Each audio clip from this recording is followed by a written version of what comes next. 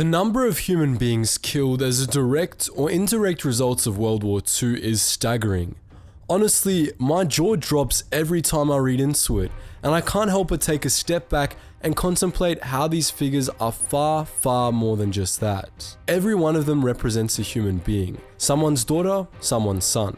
Military persons, of course, make up a portion of these figures, and in this mini-series, we're going to look into not only military deaths, but some of the most catastrophic military casualties, which we'll define as including deaths, injuries, illnesses, captures, and even desertions. We'll be looking through a fairly broad scope, considering freakish casualties to military units on the scale of formations to commands, while keeping that scope pointed at identifiable military operations rather than attempting to encompass the war as a whole. It's also important to note that it's pretty much impossible to calculate casualties with precision, and the actual military casualties may be far less or more than the figures gathered for this series. Anyways, without further ado, let's get into part 1 of the Pacific Theater.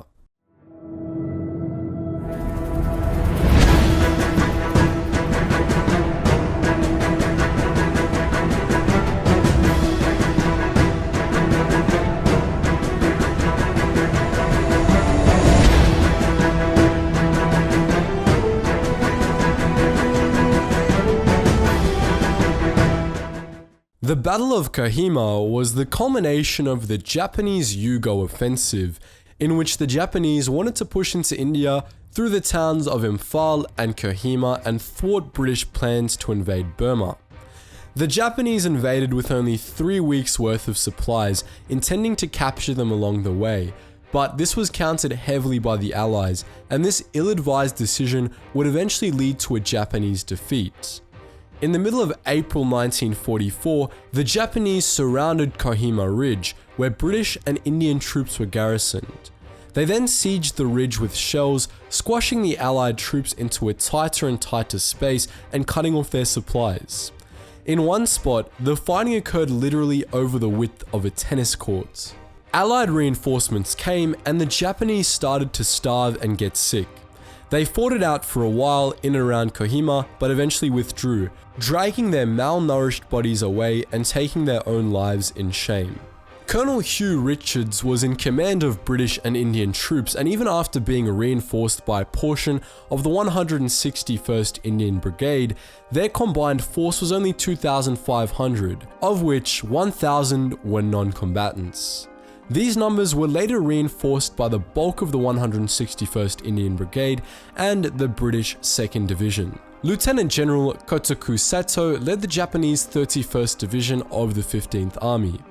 The division was composed of the 58th Regiment, the 124th Regiment, the 138th Regiment, and the 31st Mountain Artillery Regiment. The belligerents fought in and around the fragmented, burnt-out husk of Kohima, though perhaps the most infamous stage of this battle was the fun-time bungalow and tennis courts of the Deputy Commissioner. Here, the Allies and the Japanese fought between muddy trenches, hurling grenades, and devolving to hand-to-hand combat under torrential rain. Littered with corpses, the court itself was a fly and rat-infested no-man's land. John Pennington Harmon, born in 1914 in Beckenham, London, was only 29 when he died in the arms of his company commander in Kohima. Early in April 1944, he charged a troublesome Japanese machine gun post alone, lobbing a grenade into it and blowing it up. The following morning, he fixed a bayonet to his Lee Enfield rifle and charged at a group of Japanese soldiers who were burrowing in, blasting 4 and sticking 1. Returning to his team, he was caught in enemy fire, though still made it back to his trench, where his eyes shut forever. For these actions, he received a Victoria Cross. Retreating from the neighboring battle at Imphal, Senior Private Manabu Wada of the Japanese 131st Infantry Regiment reflected on what he saw. Once we found a tent in the jungle. Inside of it were the bodies of 6 nurses.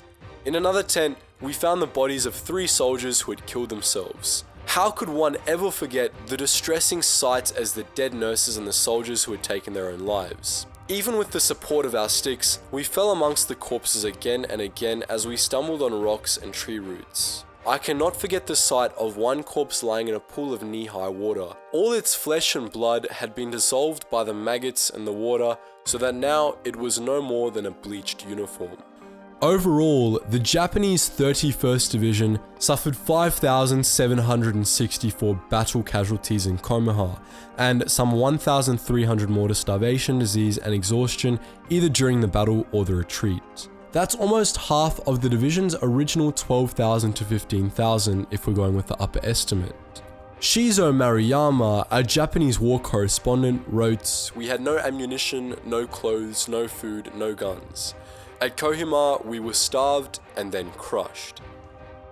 After losing the Philippine island of Leyte to the Japanese, the Americans wanted it back. Once it was in their hands, they intended to use it as a launch pad to retake the Southeast Asian countries that Japan had occupied, and then move toward the Japanese home islands. On the 20th of October 1944, after bombarding Leyte from the sea, the US 6th Army landed on its northeastern coast. The Japanese weren't so keen to give it up, though they were just a little outgunned and had to therefore rely on a little bit of strategy. The combined fleet sent their northern force as bait to lure the US Navy away from Leyte, and their southern force and center force to creep around the back and attack the 6th Army's landing.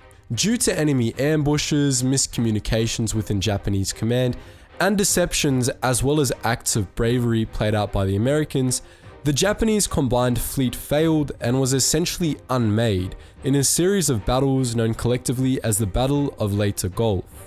The 3rd and 7th US naval fleets, with warships numbering around 300, were under separate command, which led to some major coordination issues, particularly involving Admiral William F. Halsey Jr. of the 3rd Fleet. The Japanese combined fleet totaled 63 warships, with Vice Admiral Takeo Kurita, commander of the center force, receiving scrutiny for his decisions in the Battle of Samar. The opposing navies battled it out in the waters surrounding Leyte, notably the Palawan Passage, the San Bernardino Strait, and the Surigao Strait. Correspondents in Leyte described it like this: "American power came back to the Philippines today over the glass-smooth, grass-green waters of Leyte Gulf under a tropical sun coming through an ominous haze lit by yellow flashes and the blasting of guns." Casualties, however, would have occurred on and in the burning and or sinking of the warships, and drowning in the water, of course. At a reunion for US veterans at the Battle of Leyte Gulf, Hank Pistrovsky, a captain aboard the USS Gambier Bay, shared his experience swimming to shore after he watched the escort carrier capsize and sink. The second day, sharks attacked. Later on, as men began dying on the life rafts, you'd have to cut people off and let them drift to keep the sharks away. Yukio Seki, born in Iosaijo, a small town in Japan, was raised by a mother and father who ran an antique store which specialized in tea ceremony utensils. He pursued a Navy career from a young age and got on his first battleship, Fuso, in 1941. Seki had led a squadron of 5 kamikaze Zeros against the US in the Battle of Leyte Gulf, and did his family proud by smashing his plane into the USS St. Lo. The US Navy action report from it reads, "A tremendous crash followed quickly by an explosion as one or both of the enemy's bombs exploded. There was a hole in the flight deck with smoldering edges which sprang into flame. This was followed in a matter of seconds by a much more violent explosion which rolled back a part of the flight deck, bursting through aft of the original hole. The next heavy explosion tore out more of the flight deck and also blew the forward elevator out of its shaft. The magazine had exploded, and in the next half hour, St. Lo was destroyed." Overall, 26 warships of the Japanese combined fleet were destroyed in the Battle of Leyte Gulf in exchange for a US loss of only 7. This translated to around 12,500 Japanese casualties. Forget about a specific unit, their defeat pretty much destroyed the Imperial Japanese Navy. The Americans thought capturing the volcanic island of Iwo Jima from the Japanese would be a significant strategic move on the way to invading the Japanese home islands. Though the Japanese had dug the island out like an ant nest, allowing them to withstand pre-landing naval artillery bombardment and cover their machine gun, mortar, and artillery positions, the Japanese ultimately knew that they had no hope of victory against superior forces, though they weren't going to die until they maimed their enemy and made them think twice about invading Japan. The US forces invading the island were the 5th Amphibious Corps, the 7th Air Force, and the 5th Fleet, with a combined might of around 110,000. Lieutenant General Tadamichi Kurabayashi led the 10th Division of the Imperial Japanese Army in the defense of Iwo Jima. This was a force between 20,500 and 21,000 strong. Where the Americans crashed into the coast in their amphibious vehicles in February 1945, the beach was made up of soft, black volcanic ash, and the way up into Japanese fortifications was steep, slippery, and almost insurmountable. An excerpt from the book The Battle for Iwo Jima by Robert Leckie describes what it was like when the Japanese opened up on the American beachhead. At first, it came as a ragged rattle of machine gun bullets, growing gradually lower and fiercer until at last all the pent-up fury of 100 hurricanes seemed to be breaking upon the heads of the Americans. Shells screeched and crashed. Every hummock spat automatic fire, and the very soft soil underfoot erupted with hundreds of exploding landmines. Marines walking erect crumpled and fell. Concussion lifted them and slammed them down or tore them apart. Higher up, on the rocky cheeks and scalp of the island, flamethrowers and hand-to-hand fighting were the methods of death, which often came at night. Second Lieutenant Benjamin Rosell's experience paints the picture pretty well. A mortar shell exploded next to him, and he looked down to see that his left foot was clinging to his leg by only a ribbon. Then another struck at him, filling his other leg with shrapnel. He waited a while, an hour or so, and then a third shell erupted on his shoulder. Then came another, which threw him into the air and shredded his thighs. Hitting the ground, he looked at his watch, only for another mortar shell to go off, blasting the watch from his forearm and taking a column of flesh with it. He later said, "I was beginning to know what it must be like to be crucified." Japanese veteran Chuchi Yamaguchi was one of the few from the 10th Division to surrender. Out of shame, he concealed the story of his surrender until he was 95, when he said, "It was a one-sided battle, a living hell for us. Japanese soldiers were dead all over the place. Their bodies were infested with maggots and lice. I was captured because I left the tunnel to get water for soldiers who were dying." When Yamaguchi got back home after being a POW for 3 years, his family had already built him a gravestone, thinking he'd perished on the island.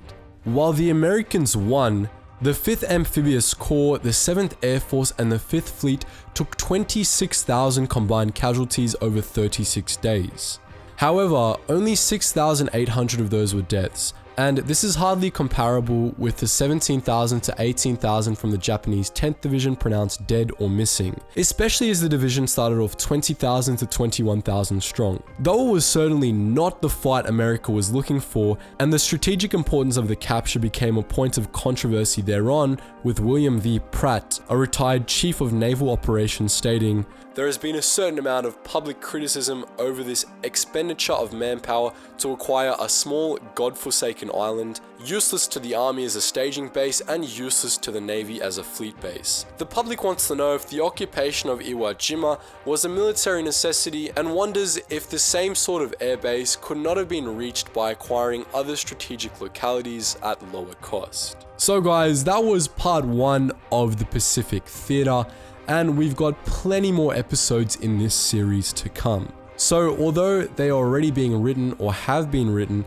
make sure you still leave your suggestions in the comment section below, because we can modify and amend based on some good suggestions. Anyways guys, just before you go, make sure you check out all the links in the description below, including our new store where you can pick up some awesome history designs on a hoodie, t-shirt, long sleeve shirt, even wall art. So that's there, and we'll be updating those designs periodically as well, so make sure you check that out. Also, if you want to join a wider community of history buffs, we also have our Discord, and if you want to help support the channel more than you already are by watching these videos, please do check out the Patreon.